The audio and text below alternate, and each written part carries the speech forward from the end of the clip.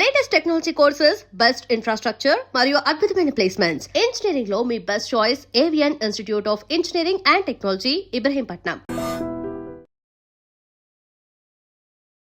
నమస్తే, నేను Kavitha. Welcome to I Dream news and నిజాలు. ఇరాన్ మీద అమెరికా ఒకవైపు దాడుల్ని చేస్తూనే మరోవైపు ప్రపంచ దేశాలను భయపెడుతోంది. అది టారిఫ్ల రూపంలో.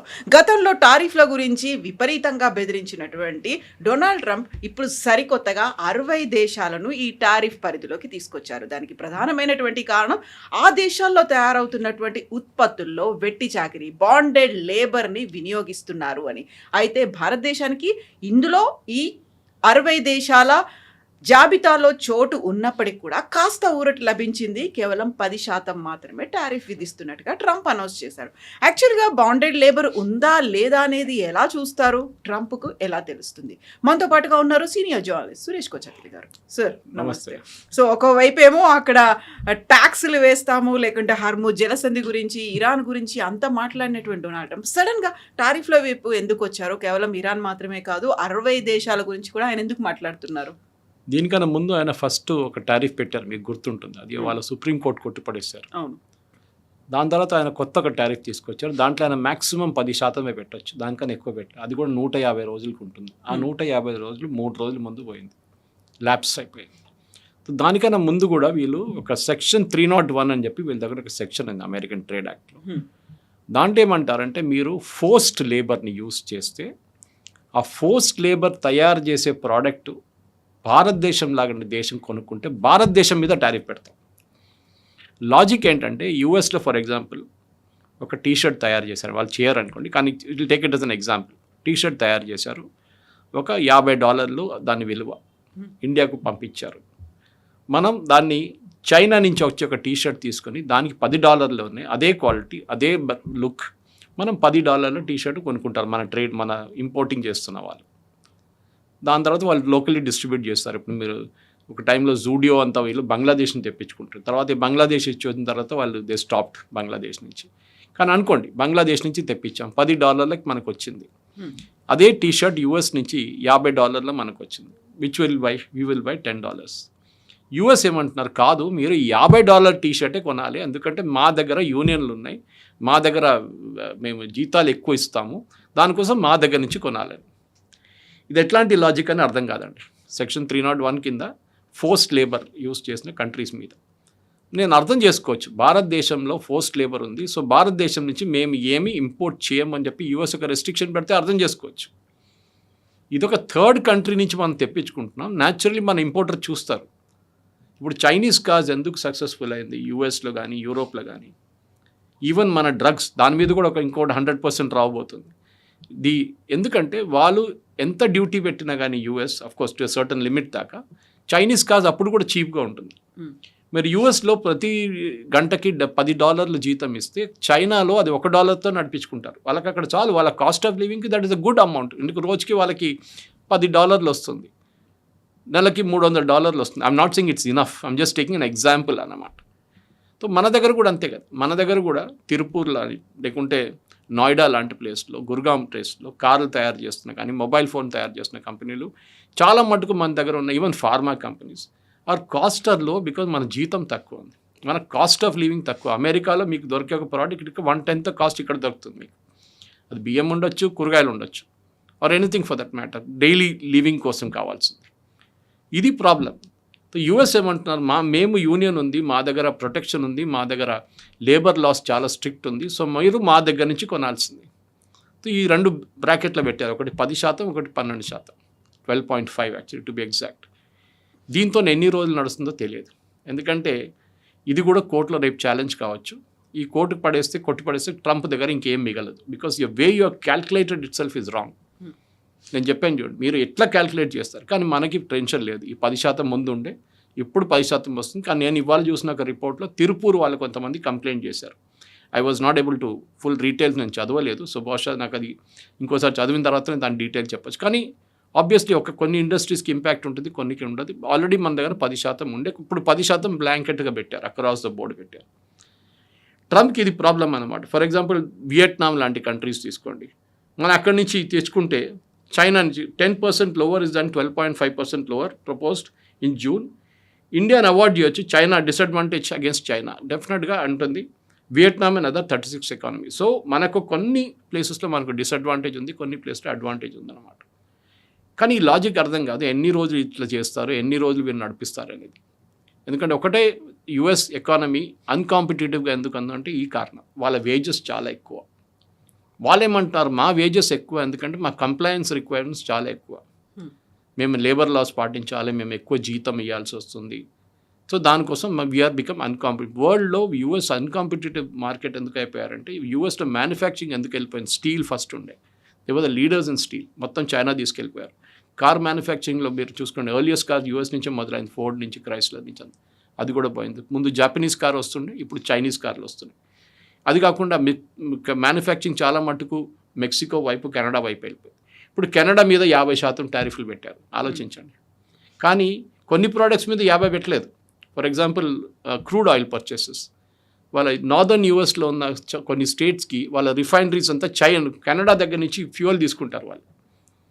అప్పుడు ఆలోచించండి, 50% దాని మీద కూడా పెట్టాలి కదా. ఇప్పుడు ఎవరికి దీని మీద బెనిఫిట్, ఎవరికి లాస్ అవుతుంది? మనం దీనికి ముందు కూడా చూసాం, చైనా మీద 45%, దాని తర్వాత 125%, దాని తర్వాత 250%, మన మీద కూడా పెట్టారు. ఎవరికి ఒక యుఎస్ కన్జ్యూమర్ ఒక ప్రోడక్ట్ కొంటున్నప్పుడు వాళ్ళు ఇంపోర్ట్ చేసిన ప్రోడక్ట్ మీద ఫైనల్ బిల్లు కడుతుంది యుఎస్ కన్జ్యూమర్. మొన్న ఈ సుప్రీంకోర్టు కొట్టిపడేసిన వాళ్ళు, యుఎస్ సుప్రీంకోర్టు కొట్టిపడేసిన లా తర్వాత రీఫండ్ చేయాల్సి వచ్చింది. కొన్ని అంటున్నారు 25 బిలియన్ అంటున్నారు, కొంతమంది 100 బిలియన్ అంటున్నారు. రీఫండ్ జరిగింది, యుఎస్ గవర్నమెంట్ రిటర్న్ చేయాల్సి వచ్చింది డబ్బులు. కానీ రిటర్న్ మీకు ఇచ్చారు, suppose you are the company, మీరు తెప్పించారు బయట నుంచి, ఇంపోర్ట్ చేశారు, మీరు మీకు రీఫండ్ చేశారు. మీరు ఎండ్ కన్స్యూమర్కి ఎట్లా రీఫండ్ చేస్తారు? వాళ్ళు ఎవరని మీకు తెలియదు. It's a big complicated process. కానీ రీఫండ్ అయితే జరిగింది. ఇప్పుడు రేపు ఈ చట్టం కూడా కొట్టేస్తే ఏమైతే మళ్ళీ రీఫండ్ చేయాల్సి వస్తుంది. అమెరికన్ కన్స్యూమర్ సఫర్ అవుతున్నారు. ఇది అన్నిటికంటే పెద్ద డిసడ్వాంటేజ్. ఇప్పుడు ట్రంప్ ఏమంటున్నారు, ఇంకొక దాంట్లో ఒక పని చేయండి, మీరు you should setup pharma companies, you should setup A pharma units in US. ఎందుకండి? మళ్ళీ అదే ప్రాబ్లం, కంప్లయన్స్ ఇష్యూస్ ఉంటుంది, మీకు గుడ్ మ్యానుఫ్యాక్చరింగ్ ప్రాక్టీసెస్ గురించి ఉంటుంది, మీకు పొల్యూషన్ కంట్రోల్ గురించి ఉంటుంది, మీకు ప్యాకేజింగ్ గురించి, అన్ని దాంట్లో చట్టాలు ఉండే యూఎస్కి. కాంప్లికేటెడ్ అనేది.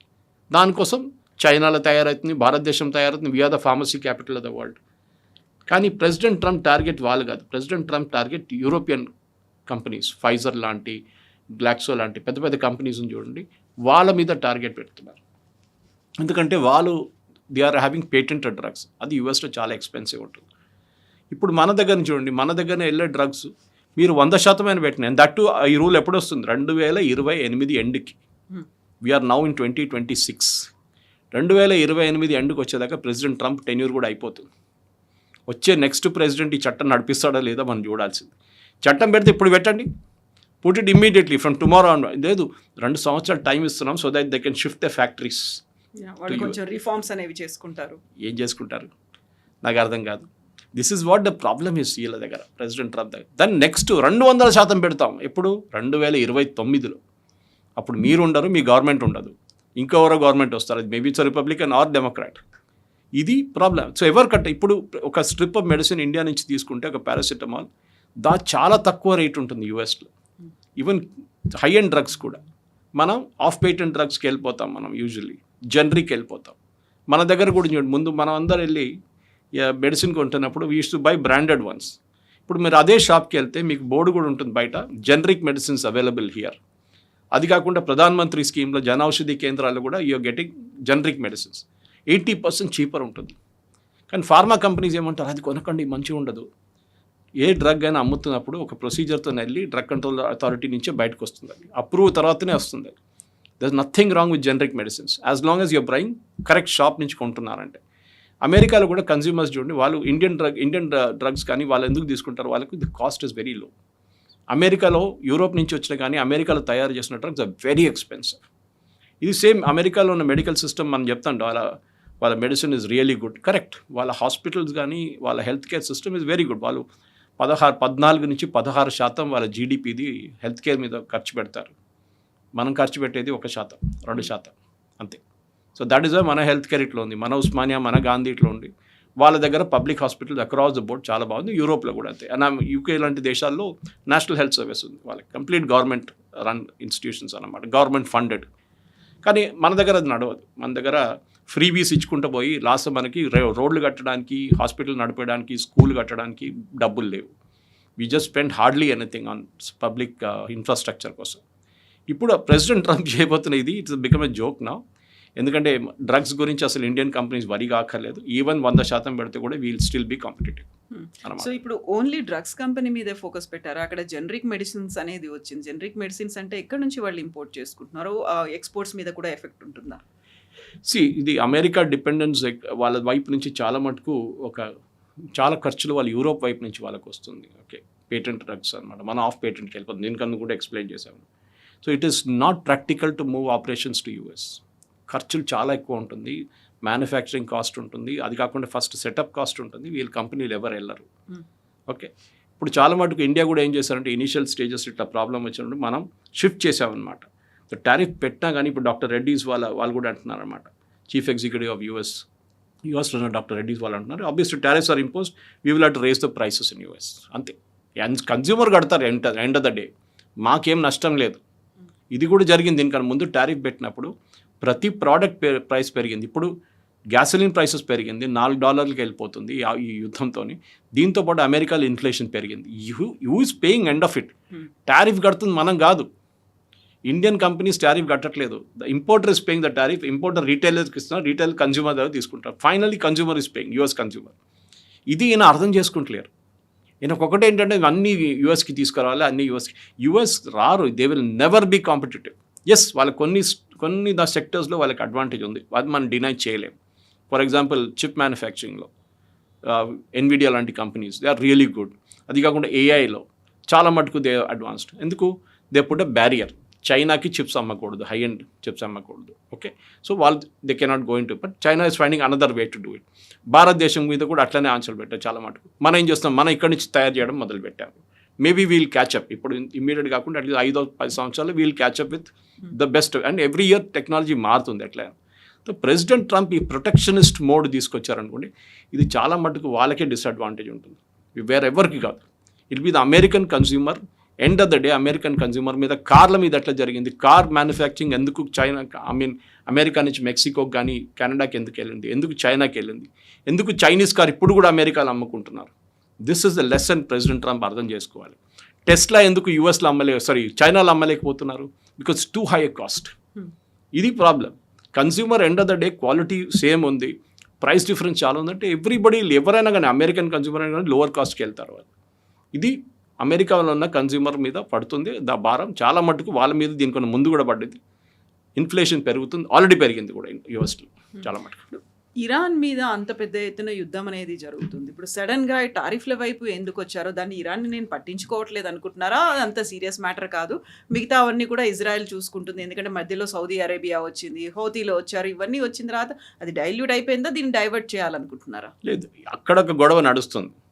బాబుల్ మందే బంద్ చేసిన దాకా, బంద్ చేసే ముందు దాకా $90 దాకా వచ్చింది, 91కి వచ్చింది బ్యారెల్కి. ద డే బాబుల్ మందే వాజ్ క్లోజ్డ్, 2 షిప్ల మీద ఫైర్ చేసినా కానీ హూతీలు ఇమ్మీడియట్లీ $100కి వెళ్ళిపోయింది. ఇవాళ పొద్దున Saudi Arabia has reacted to it. వాళ్ళు హూతీల మీద బాంబింగ్ మొదలుపెట్టారు. అది ఎంత ఎఫెక్టివ్ ఉందో లేదో మనకి ఇవాళ సాయంత్రం రేపు పొద్దున తెలుస్తుంది. సౌదీ అరేబియా కంటిన్యూస్గా బాంబింగ్ చేస్తే బాబుల్ మండే ప్రాబ్లం ఉండకపోవచ్చు. ఓకే, అది యూఎస్ అటువైపు స్ట్రైట్ ఆఫ్ హార్మోస్ని ఓపెన్ చేయడానికి పెట్టుకున్నారు. వాళ్ళు అన్నారు ఇరాన్ ఒక్క షిప్ మీద కొడితే మేము ఇరాన్లో ఒక పవర్ ప్లాంట్ మీద కొడతాం. సో ఆ థ్రెట్ కూడా అక్కడ నడుస్తుంది. కానీ ప్రాబ్లం ఎక్కడ వస్తుంది కవిత గారు, మీరు అడిగింది ఇది ఒక అటెన్షన్ డైవర్షన్ కాదు. ఇది జరిగిందంటే ఈ 10% పోయింది, ల్యాప్స్ అయింది. దీనికన్నా ముందే వీళ్ళు చెప్పారు 301లో మేము ఇన్వెస్టిగేట్ చేస్తున్నాం, ప్రతి యూఎస్ బార్డర్ కంట్రోల్ పోస్ట్ కూడా చెక్ చేస్తున్నారు. బార్డర్ కంట్రోల్ పోస్ట్లో యూఎస్లో ఏదైనా ప్రోడక్ట్ వచ్చినా వాళ్ళకి డౌట్ వస్తే they will check back with US trade representative. ఇప్పుడు గానా నుంచి వచ్చింది అనుకోండి, వాళ్ళు గానా దగ్గర చెక్ చేస్తారు. మొన్న మయన్మార్ గురించి మాట్లాడారు, మయన్మార్ నుంచి ఏదో వచ్చింది. మలేషియా నుంచి వచ్చిన ఒక ప్రోడక్ట్ గురించి చెప్పారు. మలేషియా నుంచి వచ్చింది, వీళ్ళకి డౌట్ వచ్చిందంట ఇదేంటి ఇంత తక్కువ రేట్ ఉందని. ఇమీడియట్లీ యూఎస్ కౌన్సిలర్ చెక్ చేశారు, వాళ్ళు వెళ్ళి అక్కడ చెక్ చేశారు. అక్కడ జీతం చాలా తక్కువ ఇస్తున్నారు, వాళ్ళని 12 గంటల పని చేపిస్తున్నారు వాళ్ళతోని. సో ఇమీడియట్లీ వాళ్ళ మీద సెక్షన్ 301 మలేషియా మీద వేసేశారు 12%. సో ఈ ప్రెసిడెంట్ ట్రంప్ ఎందుకు చేస్తున్నారంటే ఈ ఉన్న చట్టం పోయింది, కొత్త చట్టం లేకుండా మళ్ళీ 0కి వెళ్ళిపోతుంది. 0కి వెళ్ళకూడదు, 10% మినిమం ఉండాలి. ఆయన మ్యాక్సిమం 10 పెట్టచ్చు, 12.5 పెట్టచ్చు అండ్ 301 ఆల్సో. సో సెక్షన్ 301 కింద ఆయన ఇప్పుడు పెట్టింది 12%, 12.5 లేకుంటే 10, మనం 10లో ఉన్నాం, 10 బ్రాకెట్లో ఉన్నాం, 10% బ్రాకెట్లో ఉన్నాం. సో ఇది అటెన్షన్ డైవర్షన్ కాదు, ఇట్ ఇస్ ప్యూర్లీ ఒక చట్టం ల్యాప్స్ అయిపోయింది, ఇంకో చట్టం తీసుకొచ్చారు. రేపు ఇది కూడా సుప్రీంకోర్టు కొట్టిపడేస్తే యుఎస్ సుప్రీంకోర్టు ఏం చేస్తారు ప్రెసిడెంట్ ట్రంప్? ఆయనకి ఇంకా ఆప్షన్స్ లేవు, ఇక మళ్ళీ ఇంకా కొత్త టారిఫ్లు ఎక్కడి నుంచి తీసుకొస్తారు? So once and for all US అర్థం చేసుకోవాల్సింది ఏంటంటే దే ఆర్ అన్కాంపిటేటివ్. మన హైదరాబాద్లో ఇంతమంది జీసీసీ 422 జీసీసీ ఉన్నాయి మన దగ్గర. ఎందుకు? దీంట్లో మెజారిటీ యుఎస్ కంపెనీస్ ఉన్నారు. వెల్స్ ఫార్గో కానీ మిగతా కంపెనీస్ కానీ హైదరాబాద్లో మైక్రోసాఫ్ట్ లాంటి కంపెనీస్, ఒరాకిల్ లాంటి కంపెనీస్ ఎందుకు వాళ్ళ జీసీసీస్ హైదరాబాద్లో పెట్టుకున్నారు? Global capability centres. వాళ్ళు యూఎస్లో చేయగలిగిన పని వాళ్ళు ఇండియాలో చేస్తున్నారు. Now there are no borders. Especially COVID అయిన తర్వాత మనం ఒక లెసన్ నేర్చుకున్నాం, నథింగ్ కాల్ ఒక ఫిజికల్ బార్డర్. నౌ మీరు ఎక్కడ కూర్చొనైనా పని చేసుకోవచ్చు. మీరు ఆఫీస్కి వెళ్ళక్కర్లేదు, వర్క్ ఫ్రమ్ హోమ్ చేయొచ్చు. మీరు యూఎస్కి వెళ్ళక్కర్లేదు, you can do from home. దీనికన్నా ముందు మీకు గుర్తుంటుంది, Y2K బూమ్ వచ్చినప్పుడు చాలామంది యూఎస్కి ఫిజికలీ వెళ్ళాల్సి వస్తుంది నియర్ సెంటర్స్కి. ఇప్పుడు అది అక్కర్లేదు, మీరు ఎక్కడైనా కూర్చొని పని చేసుకోవచ్చు. Clients are not insisting also మీరు అక్కడ ఉండాలి, మాతో పని చేయాలని. They are saying wherever it is. At the maximum మీరు మెక్సికోలో కూర్చోండి, పక్కనే ఉంది కదా, అక్కడి నుంచి మీరు ఎప్పుడైనా వెళ్ళి రావచ్చు అక్కడ. సో H1B కానీ మిగతా ఇష్యూస్ వచ్చిన తర్వాత చాలా మటుకు గ్లోబల్ కేపబిలిటీ సెంటర్స్ ఇండియాకి వచ్చేసారు. America is not competitive. అక్కడ మీరు సేమ్ ఎగ్జాంపుల్ లాగా అక్కడ మీరు $10 గంటకి ఇస్తే ఇక్కడ మీరు $1 పని చేయించుకోవచ్చు. అక్కడ మీరు $100 ఇస్తే ఇక్కడ $30 పని చేయించుకోవచ్చు. హై అండ్ వర్క్ అది కూడా. సో అమెరికా కాంపిటేటివ్ ఎడ్జ్ పోయింది. America has to bring down cost, కానీ చేయలేరు. బికాజ్ వాళ్ళ కాస్ట్ ఆఫ్ లివింగ్ ఇక్కడ ఉంది and you can't pay this salary, you have to match it. అక్కడే పావర్టీ కూడా వస్తుంది అమెరికా చాలా మటుకు. Why people are losing jobs in America? ఎందుకంటే ఫస్ట్ మీరు చూస్తారు ఎవరికి ఎంత ఎక్కువ జీతం ఎవరికి ఉంది వాళ్ళని కోసేసేయండి. Versus can you get it done at lower cost? Yes, ఇండియాలో. సో ఫార్మా కూడా అంతే, అండ్ మోటార్ పార్ట్స్ కూడా అంతే. ఏదైనా కానీ మన దేశం నుంచి అంత లెదర్ ప్రోడక్ట్స్ చూడండి. ప్రెసిడెంట్ ట్రంప్ ఒకసారి చెప్పారు, మేము అండర్వేర్స్ అండ్ బనియన్స్ తయారు చేయము, మా బిజినెస్ అది కాదని. ఎందుకంటే they cannot make it, competitive కాదు. వాళ్ళు ఎలక్షన్ క్యాంపెయిన్ టైంలో చెప్పారు 2024 మేము ఇదంతా మాకు అక్కర్లేదు, మాకు హై ఎండ్ ప్రోడక్ట్స్ చాలు, చిప్ మ్యానుఫ్యాక్చరింగ్ ఇదంతా మేము చూసుకుంటాం. ఈ ఎన్విడియాకు ఉన్న అడ్వాంటేజ్, ఎన్విడియా ప్లాంట్ ఇండియాలో కూడా ఉంది కదా, ఏదో ఒక రోజు మనం కూడా ఇక్కడ తయారు చేస్తాం. We'll also we're already ahead, we're making good chips, good amount of chips. కానీ that technology still catching up ఉంది మన దగ్గర. ఇట్లాంటి aircraft for example Boeing and Airbus, ముందు బోయింగ్కే ఉండే మొత్తం, ఎయిర్బస్ క్యాచప్ చేశారు తర్వాత. Airbus is a European consortium. ఇప్పుడు మనం కావాలంటే యూఎస్కి వెళ్ళక్కర్లేదు, మన మీద టారిఫ్ మీరు పెట్టారు కదా, okay very good, we will now order from Airbus. ఇప్పుడు ఏం చేస్తారు మీరు? ఇంజిన్స్ మేము ఆర్డర్ చేస్తాం, we will order from European companies.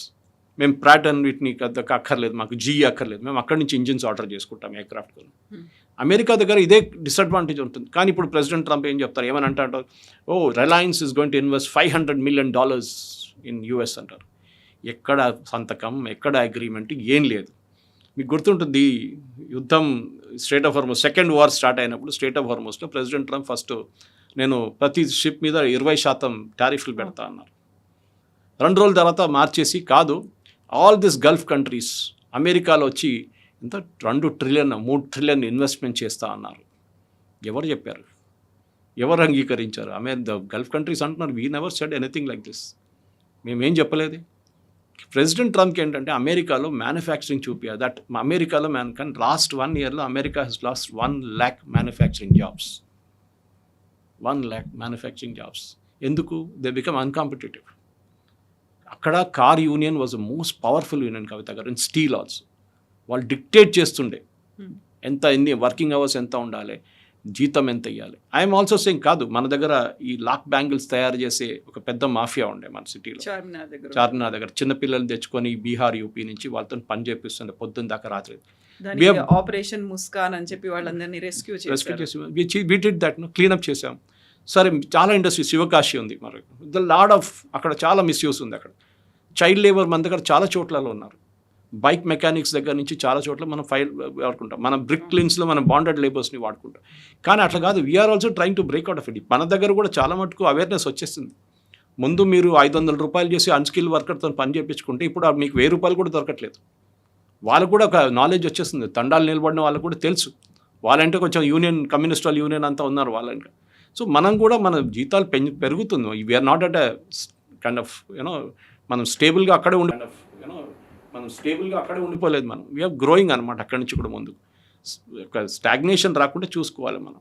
At the same time US మన మీద డిక్టేట్ చేయలేరు, మీరు ఇది చేయాలి, ఇట్లనే చేయాలి, మీరు కూడా అమెరికా జీతం ఇవ్వాలంటే దాన్ని మేము ఇండియాలో ఎందుకు తయారు చేసుకోండి, మేము అక్కడే తయారు చేసుకుంటాం కదా. This is what even pharma companies వస్తాయి. కాదు, మేము అక్కడ ఫ్యాక్టరీ పెట్టినా కానీ జీతం ఎక్కువ ఇవ్వాల్సి వస్తుంది. ద సేమ్ ఫ్యాక్టరీ మేము ఇండియాలో పెట్టుకుంటాం. That is why Novartis is here. Okay, చాలా మటుకు అమెరికన్ కంపెనీస్ బయటకు ఎందుకు సెటప్ చేసుకుంటున్నారు, ఇక్కడ కూడా హైదరాబాద్లో. అంటే వాళ్ళకి ఇక్కడ కూడా వాళ్ళు తెలిసిపోతుంది, ఇక్కడ నుంచి we can import it easily, పెద్ద ప్రాబ్లం ఏం కాదు, బ్రాండింగ్ ఏం ప్రాబ్లం లేదు మాకని చెప్పి. సో ఇది మనం అర్థం చేస్తాం. ప్రెసిడెంట్ అనుకున్న ప్రాబ్లం ఏంటంటే ఇదే ప్రాబ్లం. ఆయన ఎలక్షన్ గెలిచింది, I will bring back manufacturing to US అని చెప్పి ఎలక్షన్ గెలిచారు. ఇప్పుడు ఆయన అది ఏం చెప్తారు, he cannot make it happen. కాదు, అది America will never become great again. అది చాలా క్లియర్. అది వాళ్ళ కొన్ని సెక్టర్స్ నేను చెప్పాను చూడండి, హై టెక్నాలజీ సెక్టర్స్ కానీ ఏఐ లాంటి దాంట్లో ఎస్ అమెరికాకు ఒక అడ్వాంటేజ్ ఉండే, హెడ్ స్టార్ట్ ఉండే వాళ్ళకి. కానీ లో ఎండ్ ప్రోడక్ట్స్కి అమెరికాకి అడ్వాంటేజ్ ఉండదు. ఈవెన్ కార్ మ్యానుఫ్యాక్చరింగ్కి ఉండదు. స్టీల్ డంపింగ్ జరుగుతుంది. చైనీస్ మన దగ్గర వచ్చి స్టీల్ డంప్ చేస్తారు, మన దగ్గర సోలార్ డంప్ చేశారు ముందు. ఇప్పుడు యూఎస్ఏ మన దగ్గర నుంచి వెళ్తున్న సోలార్ని వాళ్ళు టారిఫ్ పెట్టారు దాని మీద. So every country will do it. Anti dumping ప్రతి దేశం చేస్తారు. కానీ మీ దగ్గర ప్రాబ్లమ్స్, ఇంటర్నల్ ప్రాబ్లమ్స్ ఉంది, అది మీరు ముందు సార్ట్అవుట్ చేసుకోండి. Ask only one simple question, మన దగ్గర అంటే యూఎస్లో ఇంత ఎక్కువ జీతాలు ఎందుకు ఇవ్వాల్సి వస్తుంది? Why are we competing? ఒక మెడిసిన్ ఇండియాలో తయారు చేసే మెడిసిన్ యూఎస్లో తయారు చేసే మెడిసిన్కి ఇంత డిఫరెన్స్ ఎందుకు వస్తుంది? Quality is same. ఓకే, ఎందుకంటే మీ వాళ్ళు వచ్చి చెక్ చేస్తారు. యూఎస్ ఎఫ్డిఐ ఇక్కడ వచ్చి మన వైపు షామీర్పేట్ కానీ, మన జినోమ్ వ్యాలీ కానీ, ఐసిఐసిఐ నాలెడ్జ్ పార్క్లో కానీ, ఎక్కడైనా ఐడియా బొలారంలో కానీ వెళ్ళి చెక్ చేస్తారు వాళ్ళు. They check everything, good manufacturing ప్రాక్టీసెస్లో. అప్పుడు ఏ ప్రాబ్లం లేదు వాళ్ళకి. ఉంటుంది ఒక్కొక్కసారి ఒక్కొక్క 3-4 కామెంట్లు పెట్టి వెళ్ళిపోతారు వాళ్ళు. You have to sort out this అని చెప్పి అది చేస్తారు కూడా మన వాళ్ళు. ఎందుకంటే you're importing the drug to US. వాళ్ళంటారు ఇక్కడ సేఫ్టీ మొత్తం క్లీన్ ఉంటేనే మేము తీసుకుంటాం మీ దగ్గర నుంచి. అట్లా చాలా ఉన్నాయి. ఫర్ ఎగ్జాంపుల్ మ్యాంగోస్, కొన్నిసార్లు ఈసారి వెళ్ళిన మ్యాంగోస్ అనుకుంటాను కొన్ని ప్రాబ్లమ్స్ వచ్చింది. ఇక్కడ మనం సర్టిఫై చేసి పంపిస్తాం. యూఎస్ గవర్నమెంట్ పెట్టిన కొన్ని ఏజెన్సీస్ ఉన్నాయి ఇండియాలో, వాళ్ళు సర్టిఫై చేసిన తర్వాతనే ఆ మ్యాంగో చెక్ చేసిన తర్వాత మనం ఎక్కిస్తాం. కానీ అప్పుడు కూడా ఏదో అక్కడ వెళ్ళినప్పుడు ప్రాబ్లం అయిపోతుంది. ఇప్పుడు మీరు ఆస్ట్రేలియాకి వెళ్తే you cannot take certain kind of seeds. Okay, అది వాళ్ళకి ప్రాబ్లం ఉంది. సో వాళ్ళకున్న ప్రాబ్లం వాళ్ళకు ఉండొచ్చు, కానీ they are protecting their industry, అంతే, ఇంకేం లేదు. సో మనం ఇక్కడ నుంచి కరివేపాకు తీసుకొని ఆస్ట్రేలియాకి వెళ్ళట్లేదు మనం, ఆర్ యూఎస్కి, అక్కడ దొరుకుతుంది మీకు. కానీ problem is in terms of manufacturing high ఎండ్కి వెళ్ళినప్పుడు అమెరికాకి అడ్వాంటేజ్ ఉంది. టీ షర్ట్ కానీ షూస్ కానీ ఇదంతా ఉంటే వాళ్ళకి మలేషియా చూడండి, థాయిలాండ్ చూడండి, వియట్నాం చూడండి, హ్యూజ్ ఇండస్ట్రీస్ వాళ్ళు. అండ్ వాళ్ళు ఎక్కడ వైపు పుష్ చేస్తున్నారు? యూఎస్ వైపు. అండ్ ఈ కంపెనీలు ఎవరిది? ఇదంతా చైనీస్ కంపెనీస్. కానీ చైనా వాళ్ళ పేరు పెడితే అమెరికాలో రానియరు వాళ్ళని. సో ఏం చేస్తారు వాళ్ళు? థాయిలాండ్లో పెడతారు, వియట్నాంలో పెడతారు. వాళ్ళు ఉన్నాయి, చాలా పెద్ద పెద్ద కంపెనీస్ ఉన్నాయి అక్కడ. కంబోడియాలో పెడతారు. అక్కడ నుంచి made in Cambodia, made in Thailand, made in Malaysia, made in Indonesia అని చెప్పి they will export it to US and Europe. అప్పుడు ఏం ప్రాబ్లం ఉండదు. మెయిన్ ఇన్ చైనా అనగానే ప్రెసిడెంట్ ట్రంప్ ఏమో 250% అంటారు. కానీ ఇప్పుడు చూడండి చైనా ఏం చేశారు, నిన్న EU వాళ్ళ మీద టారిఫ్లు పెట్టారు, రష్యాని సపోర్ట్ చేస్తున్నారని చెప్పి. చైనా ఏం చేస్తారు? సరే యూరోప్ నుంచి వచ్చే ప్రతి దాని మీద మేము కూడా టారిఫ్ పెడతా అన్నారు. ఎవరు ఎఫెక్ట్ అయింది? ఇప్పుడు రష్యా పక్కన కూర్చొని నవ్వుతున్నారు. ఇంపాక్ట్ అయింది యూరోపియన్ కంపెనీస్కి. చైనాకి ప్రాబ్లం లేదు, చైనా ఇంకో దేశాన్ని పంపిస్తారు రేపు. వాళ్ళ మార్కెట్ ఆఫ్రికాలో కూడా వాళ్ళకి చాలా పెద్ద మార్కెట్ ఉంది, వాళ్ళకి ఏషియాలో పెద్ద మార్కెట్ ఉంది, వాళ్ళు అక్కడ అమ్ముకుంటారు. Europe will suffer. మీ $100 పెట్టి ఒక ప్రోడక్ట్ ఇప్పుడు మీరు ఇంపోర్ట్ చేస్తే మీరు లోకల్గా తయారు చేయాల్సి వస్తుంది, దానికి $2,000 వస్తుంది కాస్ట్, యూరోనో డాలర్నో ఏదైనా కానివ్వండి. That is where it's industry will suffer.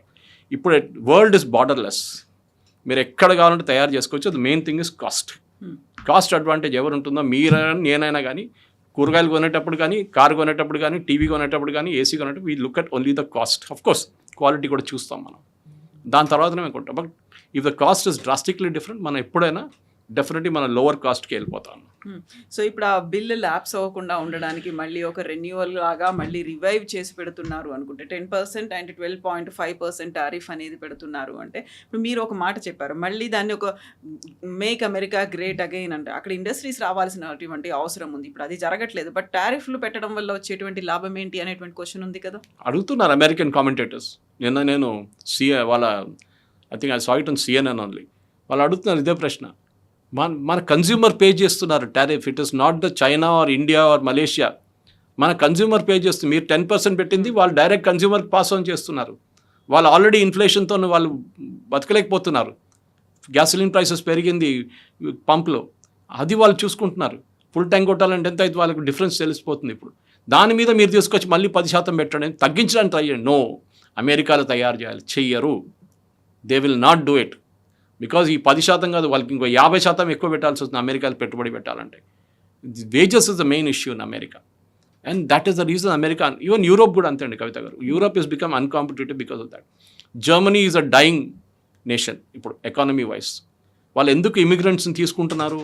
మనం ఎప్పుడు అనుకుంటాం వీళ్ళు ఆఫ్రికా నుంచి, మిగతా దేశాల నుంచి, ఆఫ్ఘనిస్తాన్ నుంచి, ఇరాన్ నుంచి, ఇరాక్ నుంచి, మన సిరియా నుంచి ఎందుకు తీసుకుంటున్నారు పాపులేషన్ని, మైగ్రేషన్? బికాస్ వాళ్ళకి అక్కడ ఉన్న పాపులేషన్ సరిపోవట్లేదు. This nobody to buy the products.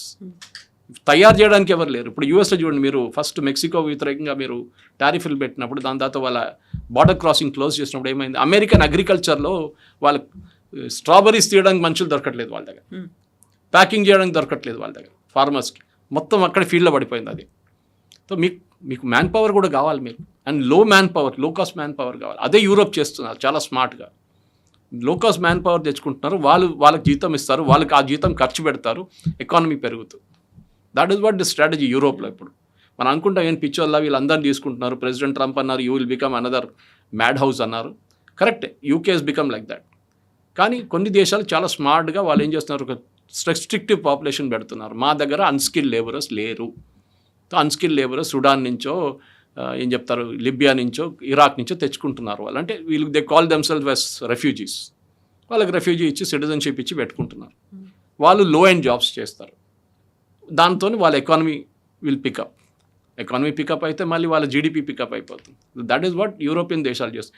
America కూడా చేయాలంటే, కానీ ప్రెసిడెంట్ ట్రంప్ నేను ఒక్కని రాని అని ఇక్కడ ఉన్నోళ్ళని కూడా పంపించేస్తా అని చెప్పి గ్రీన్ కార్డ్ క్యాన్సిల్ చేసేస్తా, స్టూడెంట్స్ని ఓన్లీ 4 years అంటే 4 years, దాని తర్వాత వాళ్ళు వెళ్ళిపోవాలి. దాన్ని చెప్పినప్పుడు న్యాచురల్లీ అమెరికాలో కాలేజ్ అడ్మిషన్స్ పడిపోయింది. ఎవరికి నష్టం? అక్కడున్న కాలేజీలు బంద్ అవుతుంది. Europe advantage, Australia advantage, Canada advantage తీసుకుంటున్నారు దాన్ని. సో భారతదేశానికి ఓకేనా 10%? మనకి అబ్సల్యూట్లీ నో రీజన్. మనకి ఏ లేదు. తిరుపూర్ ఒకటే నేను వాళ్ళు చూసాను చెప్పాను చూడండి. I lot just read that article once more, ఎందుకు కదని. కానీ అంత మేజర్ డిఫరెన్స్ ఏముండదు. మనకు బంగ్లాదేశ్తో అంటే ఈ టెక్స్టైల్స్ మనకు ఒకటే కాంపిటీషన్ ఉంది, బంగ్లాదేశ్ మెయిన్లీ. కొంత మటుకు వియట్నాం ఉంది, థాయిలాండ్ కూడా ఉన్నారు. ఈ 3-4 దేశాలతో మనకు కాంపిటీషన్ ఉంది. Maybe there is a disadvantage, మనం చూడాలి. కానీ మన ఆల్రెడీ యూఎస్తోని మనం ట్రేడ్ డీల్ సైన్ చేయాల్సింది. ఆ ట్రేడ్ డీల్ సైన్ చేస్తే 10% ఉంటుందో లేదో అని చూడాల్సి వస్తుంది. Or it's over and about the trade deal అంటే మళ్ళీ ఎందుకు ట్రేడ్ డీల్? మనకు అక్కర్లేదు ట్రేడ్ డీల్, ఇట్లనే నడిపించుకుంటాం మనం అని చెప్పాలి యూఎస్కి. ఇది యూరోప్తో అదే జరిగింది కదా. ట్రేడ్ డీల్ సైన్ చేసిన తర్వాత మేము 50% పెడతాం అంటున్నాడు ట్రంప్. ఎందుకు మీరు నా మాట వినలేదు, స్ట్రేట్ ఆఫ్ హార్ముజ్లో రాలేదు, మీ మీద 50%. ఆయనకి ఒక స్టెబిలిటీ లేదు, మెంటల్ స్టెబిలిటీ లేదు. ఒకరోజు పిల్లి తెల్లదంటాడు, నెక్స్ట్ డే నల్లదంటాడు. అదే ప్రాబ్లం అనమాట president Trump. Yes, sir. Thank you, sir. Thank you. Thank you.